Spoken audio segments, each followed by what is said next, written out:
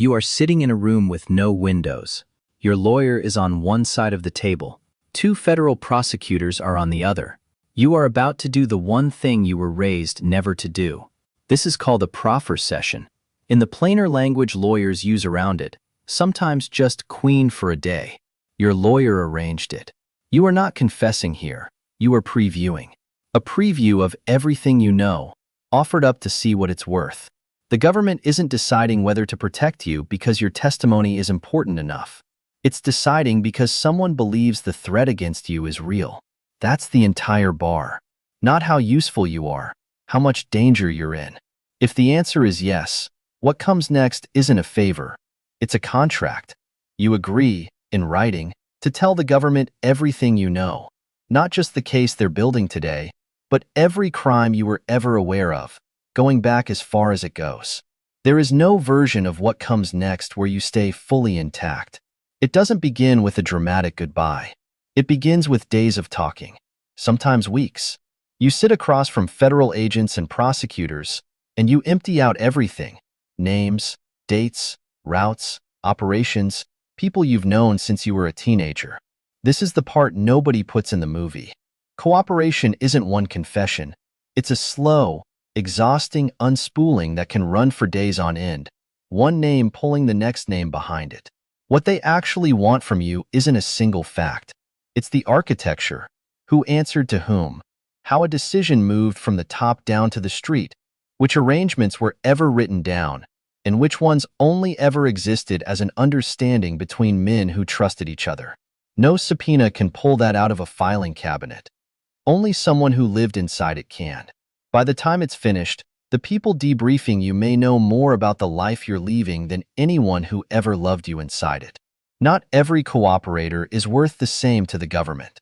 Rank matters. Someone close to the top of an organization can testify in both directions at once, up toward whoever gave the orders and down toward whoever carried them out. Gravano wasn't a soldier. He was an underboss, one position below the head of the entire family, which is part of why his testimony carried the weight it did. While that's happening, you are not home, and you may not be anywhere that feels familiar. Gravano himself was held for a time in a segregated unit at a federal facility in Texas, built specifically to house witnesses whose names alone could get them killed. It is protection. From the inside, it can look a great deal like custody. You are safer than you have ever been, and you are not free. And for a while, those two facts just have to sit next to each other. The machine holding you didn't get built overnight, and it wasn't built for you specifically. A Justice Department lawyer named Gerald Shur started developing it in the 1960s, after joining an organized crime initiative under Robert Kennedy. By the time he retired in 1995, he had personally overseen the relocation of more than 6,000 witnesses and roughly 14,000 of their family members. Since the program formally began in 1971, the U.S. Marshals Service has protected somewhere around 19,000 people this same way. You are not an experiment. You are one file inside a system that has done this thousands of times before you ever sat down in that room. Which means whatever you're about to feel in the coming months, someone in this same machinery has already watched someone else feel it. Then comes the day you can't take back. You walk into open court under your real name, and you testify, not from behind a screen, not in shadow, but in the room, facing people who used to call you family. There is no hiding at this stage of it. The entire system that will eventually make you disappear requires you, first, to be completely visible. Gravano's testimony didn't just implicate people. It ended John Gotti's run as boss of the Gambino crime family in 1992, on the public record, because a man who used to work for him stood up and said what he knew, in front of everyone, with his own name still attached to it. You are also most exposed right here, and the government treats it that way. Around trials and court appearances specifically, protection runs around the clock. Marshals with you day and night, not just a name on a list somewhere. It is the one stretch of this entire process where the danger and the visibility peak at exactly the same time. And the response to that is not secrecy. It's manpower. After that, the paperwork starts. A new social security number, a new birth certificate, a name that will be on your driver's license before you leave the building. The government doesn't stop at the basics. It can rebuild your education on paper too. Diplomas reissued to match whatever level of schooling you'd actually completed. So the new version of you doesn't have a hole in it the first time someone asks a simple question. None of it is fake exactly. The government reissues you. The version of your legal existence that started the day you were born simply stops being current, and a new one takes over, backstory included. What doesn't come with you is anything that could point back to who you were. Family photo albums, old diaries, a drawing your kid made you in kindergarten with their real names signed at the bottom. If it can identify you, it stays behind. The marshals help with a place to live and temporary money for the basics while you find your footing. Then a marshal drives you to a town you didn't choose, to a life you didn't design. Somewhere behind you, the paperwork trail on the old you goes quiet, and it stays that way. This is the part most people picture when they hear witness protection. The new house, the new name, the fresh start. It's real. It's also the smallest part of what you actually signed up for.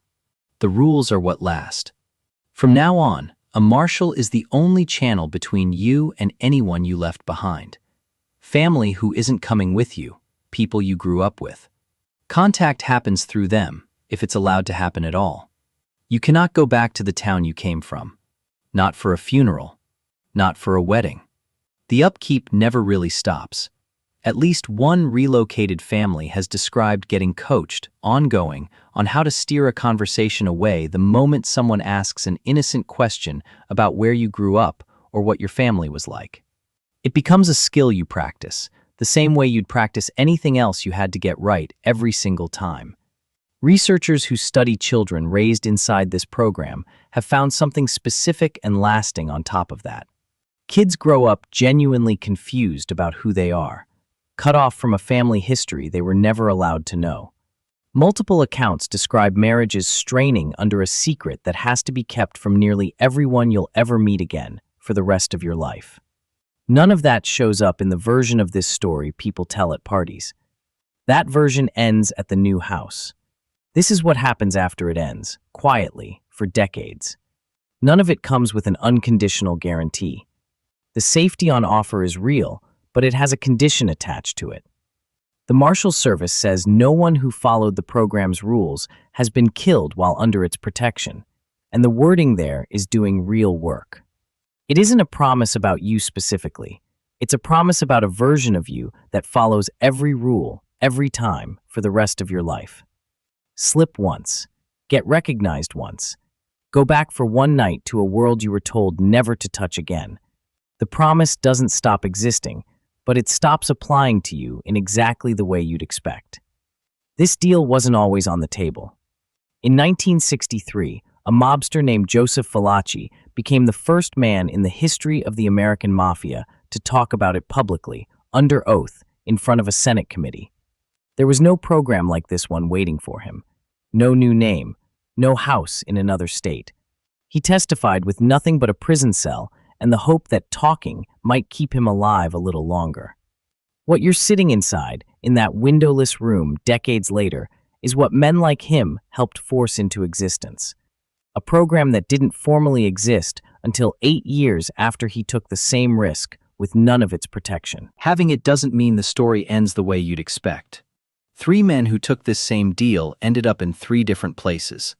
Henry Hill's cooperation, back in 1980, had already helped take apart a significant piece of the Lucchese crime family before anything went wrong for him personally. Then, years later, the informant whose life became the film Goodfellas was thrown out of the program in 1987. He broke the rules too many times, drinking, talking, getting himself noticed, then getting arrested again, this time for cocaine trafficking. Sammy Gravano chose a different exit. Within about a year, he left voluntarily, moved his family to Tempe, Arizona, and started over under the name Jimmy Moran, building a swimming pool business from nothing. For a while, that was the whole story, a mob underboss turned pool contractor in the suburbs.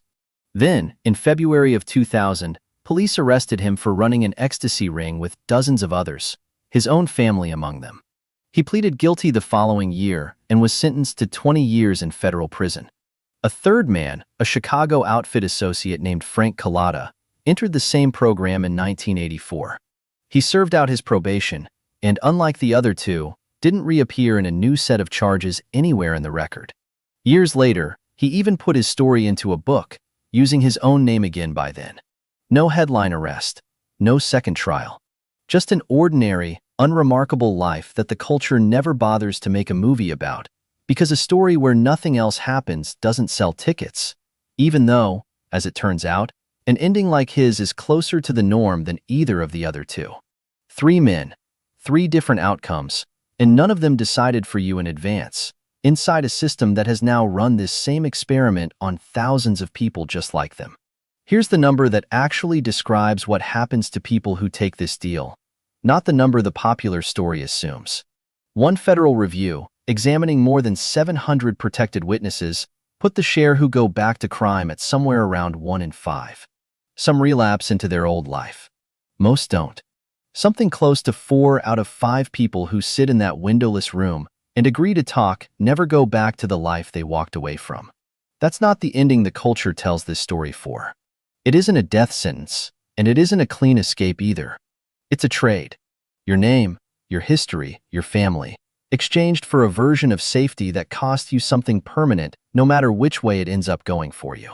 Roughly 19,000 people have made that same trade since 1971. Each one now carrying a name that isn't the one they were born with, in a town they didn't pick, heaping a silence that never technically ends. Somewhere in that number is a man installing a swimming pool under a name that isn't his, thousands of ordinary Tuesdays nobody will ever write a movie about, and somewhere else, the harder version too. Someone who couldn't make the new life hold, and ended up back in a courtroom wearing a different set of consequences than the ones he thought he'd traded away. You made the decision once, in a room with no windows, across a table from 2 people you'd never met before that day. You live inside that decision for the rest of your life. Somewhere else, right now, someone is sitting down for the first time under a name that isn't theirs, and their life is only just getting started. If you enjoyed experiencing this life from the inside, consider subscribing to Occupation Files, and let us know in the comments which profession we should live through next.